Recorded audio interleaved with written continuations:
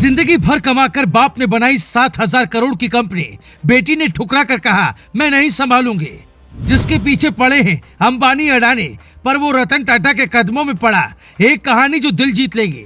जिंदगी से छूट जाती सांस उससे पहले पहुंची टाटा के पास। पानी का धंधा है पर बेईमानों को नहीं देंगे।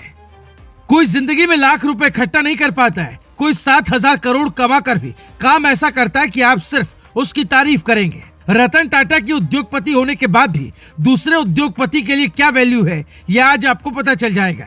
भारत में अमीर से लेकर गरीब तक कभी न कभी बिस्लेरी पानी पीता ही है। बिस्लेरी कंपनी 7,000 करोड़ की हो गई। चलाने वाले की उम्र अब जवाब दे रहे हैं।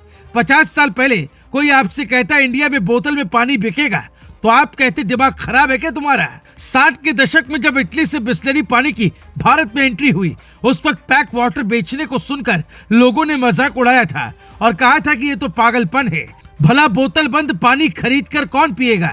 ये है रमेश चौहान जिनकी कंपनी है बिस्लेरी, और ये है उनकी बेटी जयंती चौहान जिन्होंने 7,000 करोड़ की कंपनी को अपनाने से मना कर दिया।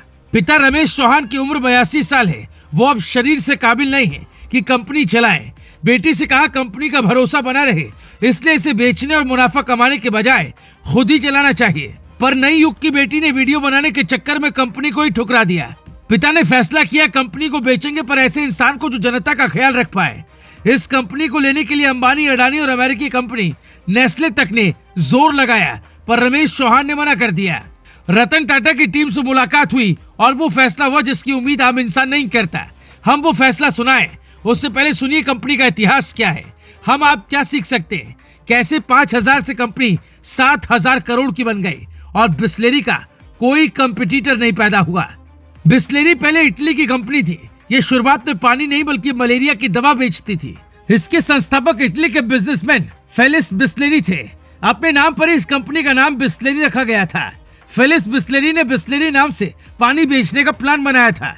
उनकी मौत के बाद उनके फैमिली डॉक्टर रॉसी ने बिस्लेरी को आगे ले जाने की जिम्मेदारी उठाई थी। 60 के दशक में जब इटली से बिस्लेरी पानी की भारत में एंट्री हुई, उस वक्त पैक्ड वाटर बेचने को सुनकर लोगों ने मजाक उड़ाया। साल 1965 में मुंबई के ठाणे में पहला बिस्लेरी वाटर प्लांट स्थापित किया गया। उस समय मुंबई में कांच की बोतलों में पानी बेचना शुरू किया गया था।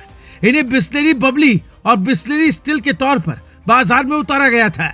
साल 1969 में पार्ले कंपनी ने बिस्लेरी इंडिया लिमिटेड को खरीद लिया और फिर बाद में शीशे की बोतलों के बजाय पीवीसी नॉन रिटर्न बोतलों में पानी बेचना शुरू किया। साल 1995 में रमेश जे चौहान ने बिस्लेरी को खरीद लिया। आज पानी मतलब बिस्लेरी को लोग भरोसे के साथ खरीदते हैं। अब ये कंपनी रमेश चौहान के पास से टाटा के पास चली जाएगी। अब आपको सुनाते हैं रमेश चौहान ने रतन टाटा पर भरोसा क्यों जताया। बाकी लोग ज्यादा पैसे दे रहे हैं पर भरोसा क्यों नहीं है। रमेश चौहान एक इंटरव्यू में बताते हैं, मुझे टाटा ग्रुप की ईमानदारी और जीवन के मूल्यों का सम्मान करने वाली संस्कृति पसंद है। इस वजह से मैंने उनका चुनाव किया।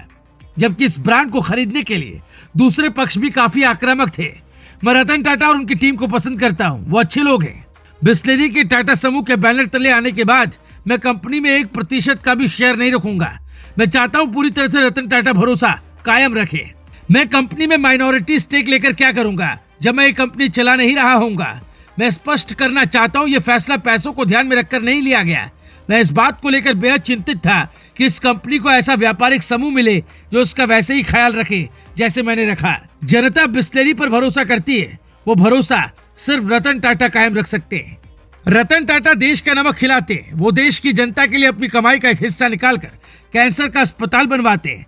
कहते हैं वो आज जो भी है वो सब देश ने दिया है, जो करेंगे वो देश के लिए करेंगे। ऐसा उद्योगपति जल्दी पैदा नहीं होता जो अपनी कमाई के साथ देश का और देश की जनता का ख्याल भी रखे। बेटी ने बेशक पिता की मेहनत से बनाई 7,000 करोड़ की कंपनी को ठुकरा दिया, पर रतन टाटा उसे जरूर संभाल लेंगे क्योंकि ये डील लगभग हो चुकी है और अब बिस्लेरी कंपनी के मालिक रतन टाटा होंगे जिन्हें देश सम्मान से रतन दादा कहता है। Bureau report, global Bharat TV.